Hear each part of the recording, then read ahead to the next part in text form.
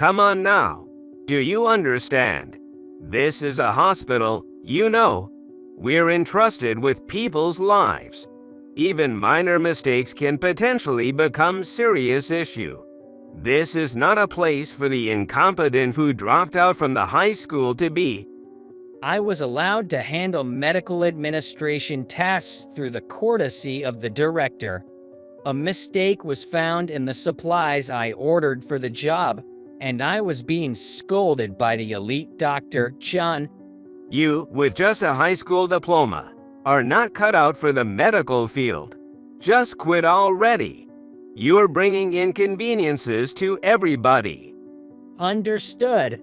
I did as I was told and left the scene. However, afterward, an emergency patient arrived, and the director spoke. Where is he? He's the only one who can operate on this patient, you know. John, discovering my true identity, turns pale, and then a major incident that jeopardized the future of the hospital occurs. I am Mike Johnson, 30 years old. John was a classmate of mine in high school.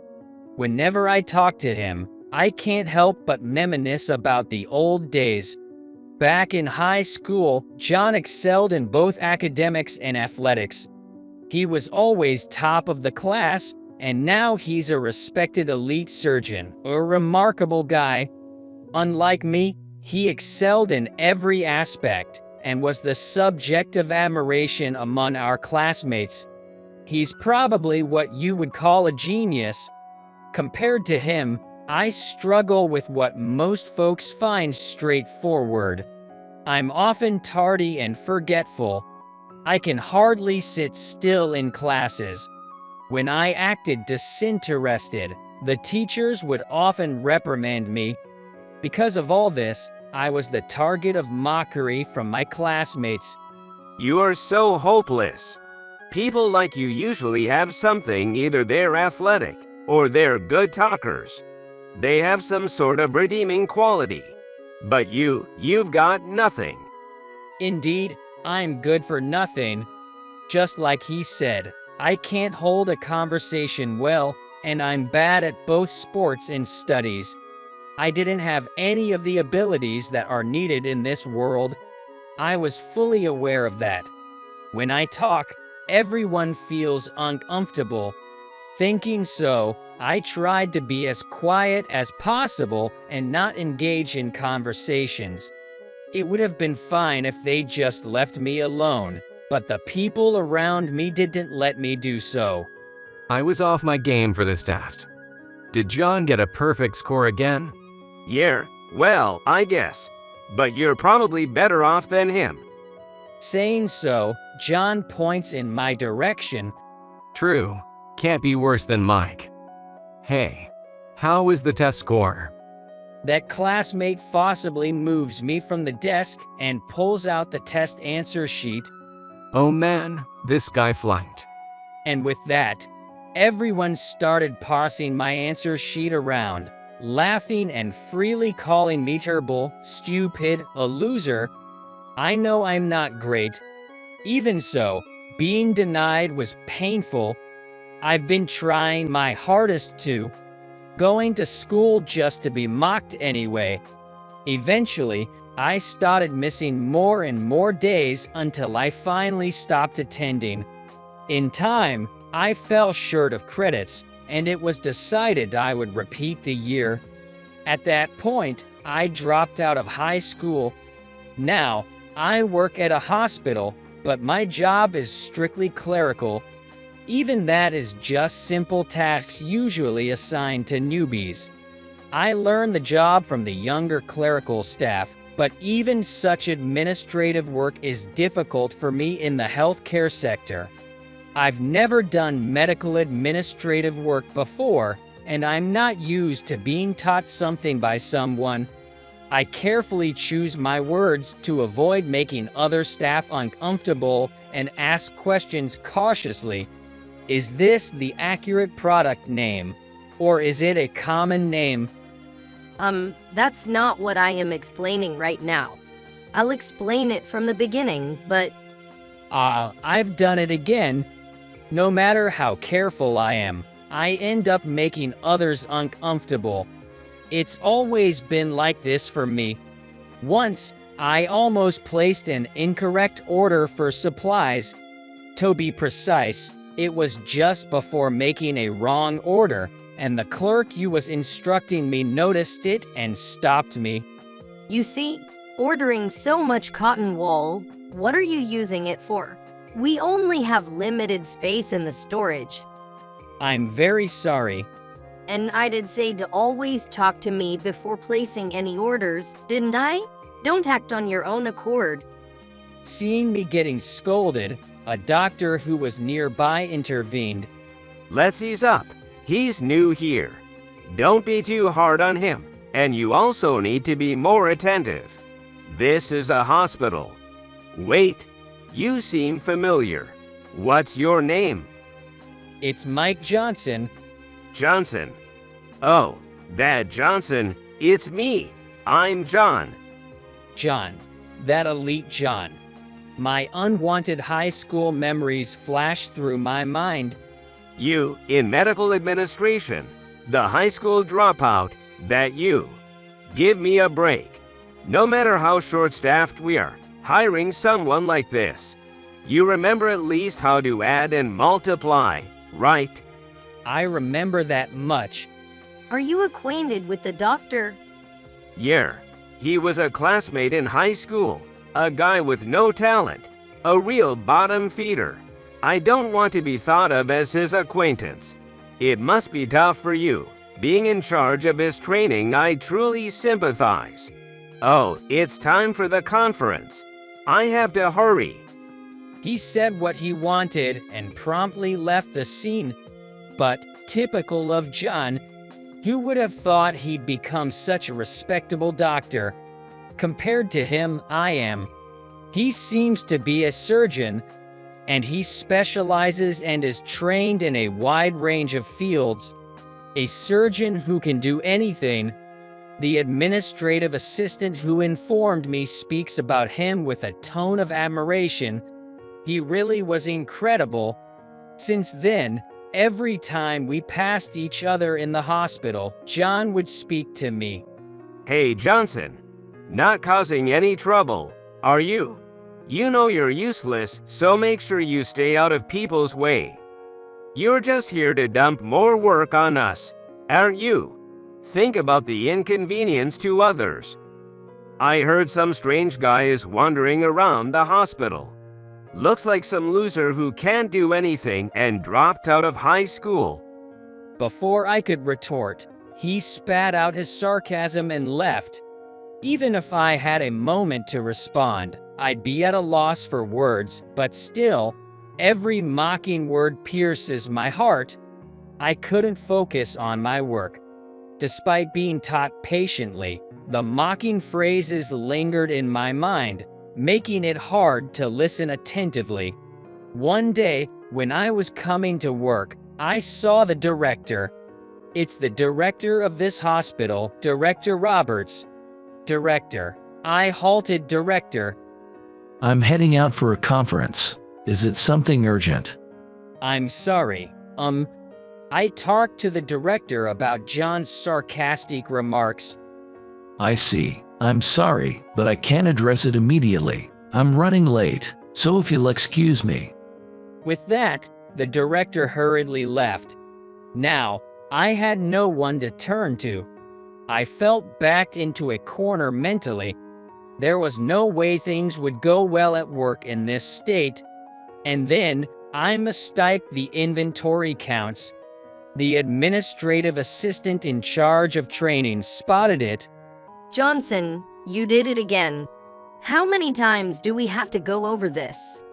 I messed up again. I'm so sorry. Here comes a lecture. You messed up again. A sudden voice. Turning around, there was John. Hey, do you even understand? This is a hospital, you know. We're responsible for people's lives here. When there's someone as nonchalant and careless as you around, it's a real inconvenience for the rest of us. Even trivial mistakes can potentially become serious. This is no place for incompetence. Just quit already. Go work somewhere that's a good fit for you. But I've finally made it here. Do you think I care about your circumstances? Come on, go say your farewell to everyone. John takes a deep breath and then raises his voice. Hey, everyone, listen up. There's a message from Johnson. A message? I was bewildered, and John whispered, Come on, say you're quitting. Say, I'm resigning because I'm incompetent and can't do anything. I'm sorry for all the trouble I've caused. Do you want me to say it for you? It's an honor for a high school dropout like you to have me speak on your behalf, isn't it? Well, that's also impudent. Just say it yourself. Come on, quickly. Sure, it's my fault for making a mistake, but I don't want to quit. No, I can't take it anymore. Just as John said, if I stay here, everyone will be troubled. I quit. Hey, did everyone hear that?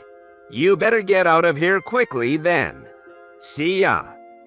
I ended up quitting the hospital I finally got into in just a week. I guess I really can't do anything. No matter what I did at home, whether I was asleep or awake, I was constantly plagued by self-loathing. It's been about 3 days since then. I've just been spacing out at home. I can't bring myself to do anything. That's when I got a call from Director Roberts. What are you doing? Come here at once. It was a scolding over the phone. Indeed, if I suddenly disappear without any formalities, it would understandably complicate things. I went to the hospital as I was told and headed to the director's office. When I entered the director's office, John was also there. He seemed to be in a bad mood. I've heard most of the story, but that wasn't good, Johnson. We cannot have you resigning. John, what you're doing is harassment, isn't it? And you don't even have the authority, do you? With all due respect, Director, as I mentioned, he is a high school classmate of mine. He hasn't grown at all since then. In other words, he is a person who has no prospect of growing in the future. I merely eliminated the risk leading to medical accidents. That is indeed the case. Johnson, you can no longer work in medical administration. That's right, Johnson. Have you written your letter of resignation? Wait a minute, John. Why are you trying to make him resign? But Director, you also just said. He is here because I specifically asked him to come. It was my lack of explanation, but he is. At that moment, an announcement signaling an emergency case sounds.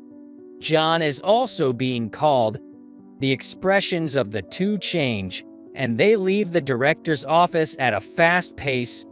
I followed along with the flow. It's an emergency surgery. The patient is a man in his 50s. Sudden paralysis, articulation disorder, and then fainting. It's a stroke. Consciousness level at 20. And the vitals. In the tense atmosphere, John quickly grasps the situation. Which one was open? It's the second one. All right, let's do this. John is full of spirit. It was a serious expression that one could not imagine from his usual self. Johnson, I need you. Director. At the sudden word of the director, John pauses for a moment. This is no time for jokes. No, he is the most qualified. In America, he is the only one who can perform this operation. I am counting on you, Johnson. Understood. Director. With John assisting, we proceeded with the surgery. For me, it wasn't a particularly challenging operation. When we safely finished and left the operating room, The patient's family was there. Doctor, is my husband going to be all right? He's fine. There are no threats to his life. The quick transport was a lifesaver. Given his condition, there should be no after effects, or if any, they would be very mild. The rehabilitation should also be manageable. Thank you so much. The family, with tears in their eyes, expresses their gratitude. I suddenly shut my mouth. I should have told them that it's uncertain until he wakes up. With sweat pouring down his forehead and looking utterly exhausted, John grabbed my arm. You, come here a sec. Pulled away from the family, John faced me with a serious expression. Who are you? Who am I? I braced myself, expecting another sarcastic remark, when a voice of relief sounded. It seems to have ended safely. Turning around, there was Director Roberts. Yes, it wasn't that difficult, a typical case. Not difficult. Oh, right. I haven't explained it to John yet. The director explained to him on my behalf. Come to think of it, that moment changed my life. Being unable to fit in with my surroundings, my parents took me to the hospital. Even though I wasn't sick, just a bit slow. Worried, my parents forcibly took me there. At that time, it was Director Roberts who saw me. Director Roberts, unlike anyone else, listened to my story attentively and patiently. I was examined and tested, feeling like a lab animal, but thanks to the kind Director Roberts, it wasn't harsh. As a result of the diagnosis, the reason for my lack of intelligence was understood. My IQ was too high. I thought of it as just a number indicating intelligence, but it seems hard to communicate when there's too much of a gap with others. My parents, while relieved, seemed perplexed. If he is so smart, why can't he study well? Director Roberts, asked this, also seemed a bit perplexed. Well, even if we say genius in one word, there are various kinds. Johnson, would you mind explaining? I won't be understood anyway. I had thought so until now and couldn't tell anyone. But if it's Director Roberts, the answers, multiple ones come to mind. Oh, for instance, well, what is 1 plus 1?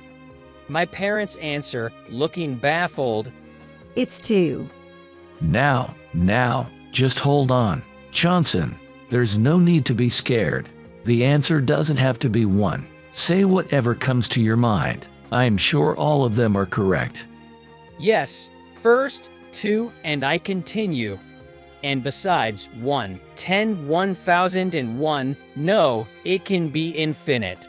Any number can potentially be the answer to 1 plus 1. It's just that I can't discern which answer is being asked for. Even when I randomly write 1, the rate of correctness was low. Interesting. Has anyone ever taught you such complex theorems before? No, never. It's about rules and concepts. I glance at the 3 faces. Still, it doesn't seem like they understand the meaning of my words. Nevertheless, only the director was gently smiling at me. It must have been hard to live like that. You've done well to cope until now. It must have been so tough. Mom, Dad, please become his greatest understanders. He is a genius, a rare possessor of talent. Before I know it, my eyes were brimming with tears. I've always been told I was below average. No matter how hard I tried, it felt like my efforts were never enough. No one was there to acknowledge my hard work. No one would listen to my stories. I felt a newfound friendship and warmth with Director Roberts, like he was the first friend I ever made. Director recommended studying abroad. It seems that in the UK, they have a system in place to accept gifted individuals like me. a special, but for me, natural environment. I traveled to the UK with my mom and studied hard abroad. Living overseas was enjoyable.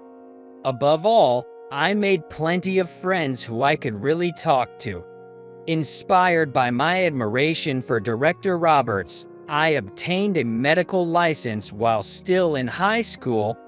I skipped grades in high school and graduated valedictorian from medical school.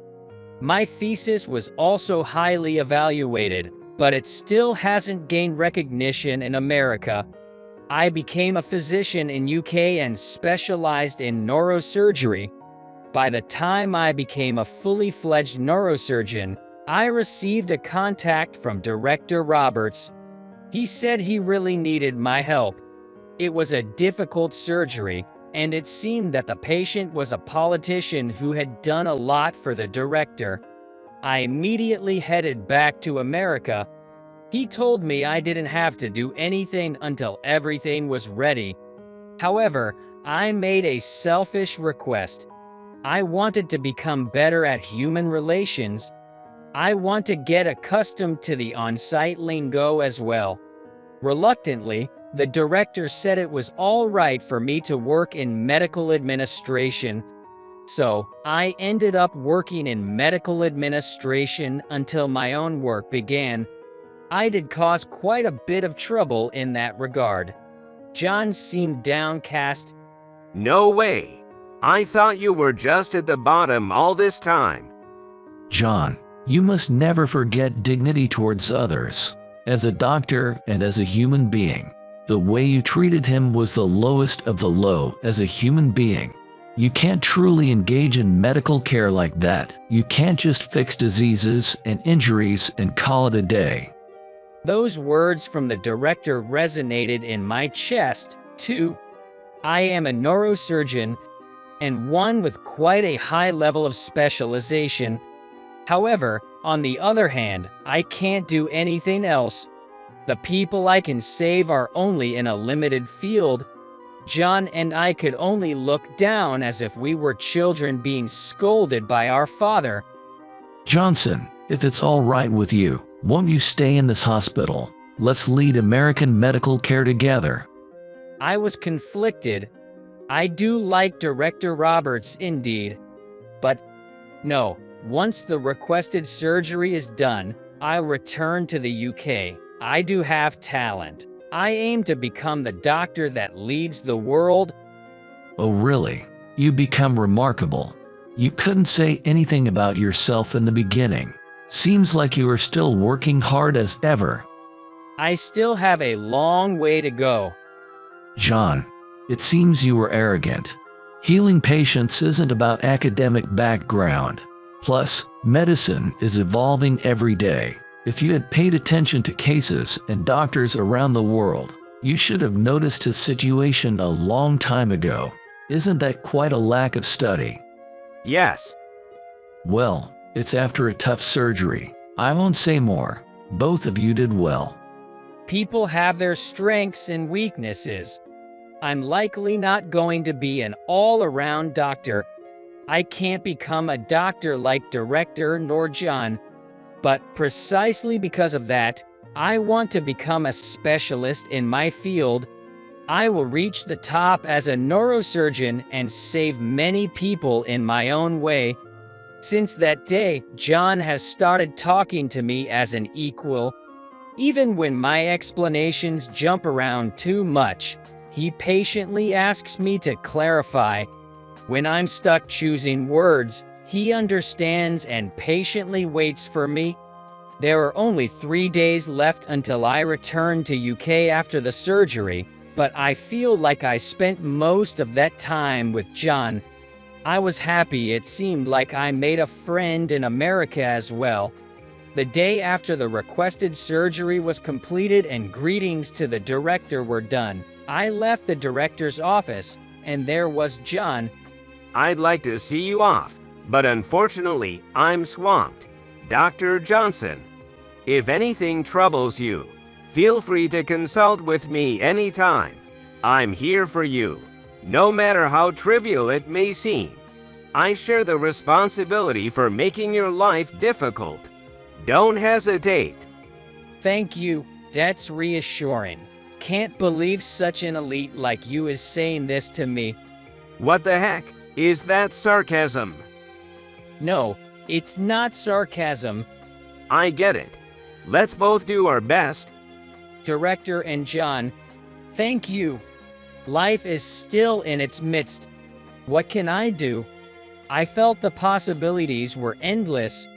Just because I can't do the same thing as others doesn't mean I should belittle myself. Being different is what makes a person unique, and it becomes their strength.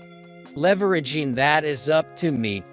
I think people can shine more if they can accept themselves without blame. You are a gem that can shine,